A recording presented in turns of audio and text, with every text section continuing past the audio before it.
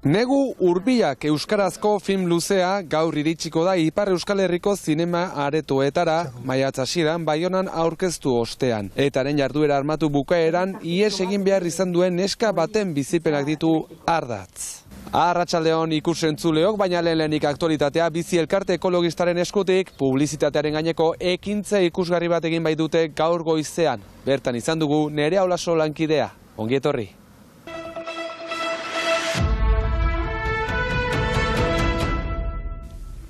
Karrikako publizitatearen aurkako ekintza egindu gaur bizik Baionan. Elkargoaren egoitzaren atarian, Canneseko zinema festivalaren parodia egin dute, hautetxiek zinema egiten dutela salatzeko eta herriarteko publizitate araudia gogortu behar dela aldarrikatzeko. Urteak dira bizitalde ekologistak eskatzen duela argidun iragarki handiak kentzea kontsumo energetikoagatik eta kontsumismoa eta sexismoa sustatzen dutelako. Pour protéger la population contre la pub, pour l'instant c'est plutôt l'inverse qui est fait. Salatu dute elkargoan kontrako zentzuan ari direla eta populazioa babesteko urratsak eman beharrean atzera pausoak ematen ari direla. Bestalde, orain arte babestutako natura eremu askotan publizitatea ezartzeko aukera izanen dela ere salatu dute eta elkargoak zaintza funtzioa herriko etxeen esku utzi nahi duela.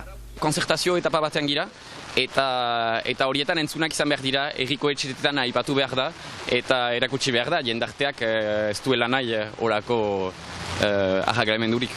Ekainaren 15ean eztabaidatu behar dute elkargoan publizitatearen inguruan.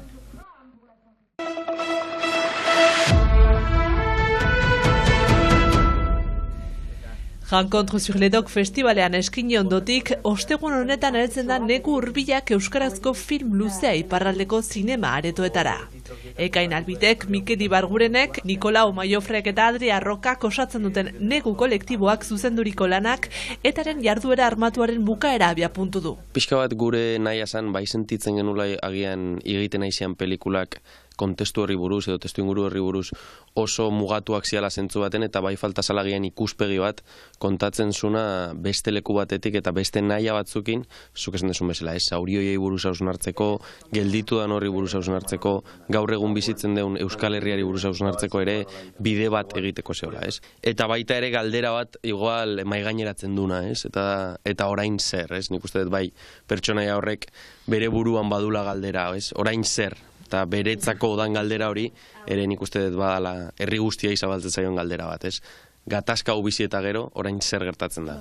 Kontatutakoa pantailara eramateko, iraganera salto egin behar izan dute taldea osatzen duten gazte zinemagileek. Guretzat bai izan dela hausnarketa horietan nola baiteko bidaia batin berri izan dugu iraganera, ez? Jakiteko ondo, gure burutan beti egon da galdera ikur hori, ez? Nola iritsi geha 2011 honetara, ez? Guk ez ginalako jaio egian entzinerago, eta orduan ez denulako oso bizitu egoera hori, ez? Baina bai planteatzen genula zer gertatu da 2011 hau horrela emateko, ez? Agian guk gaztetan markatuta gelditu izegun zerbait bai izan zalako, eta orduan nik bai uste eta hausnarketa handi bat ondala, eta iraganera bidaia handi bat galdera horri erantzuten saiatzeko gure buruetan, ez?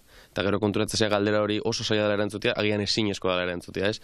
Eta erantzuteko modu bakarra dela norberak bizitu izan dituzten esperientzia pertsonal eta bakarroiei erantzutia, ez? Eta pelikulak badu horrelako planteamendu bat non kontatzen dena den pertsona bakar baten bizitza, esperientzia bat bizitu izan duena, ez? Gazteok behintzat bizi deun inoiz baino despolitizatuago gaudela iruditzen zaitez, eta bada pixka bat ze izango gean hausnar bat, ez? Bada galdera bat botatzea, gertatuan guztia eta gero guain zer izango da, bai herria, bai norbera, eta pixkat badaka etorkizunarekiko olako esperantza eta desesperantzan arteko ez dakit kontraesan bat.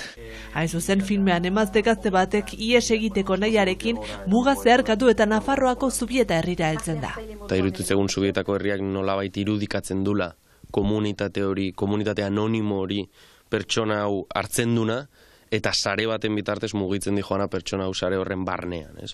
Eta guk Zubietako leku hartu genuen, ez bakarrik horregatik, baizik eta Zubietako herrian gaur egun bizidan moduak ikaragarrizko atentzia ditu zigulako, eta konturatu ginalako bertan, haien egunerokotasunean bizidan pertsona horiek ere pelikula honen parte ziala. Erran bezala maiatzaren 23 aurrera, Getarian hasi eta 30 bat emanaldi aurreikusiak dire iparraldeko zinema geletan. Hala nola, Garazi, Baiona, Donapaleu, Kanbo eta Donibane Loitzunen.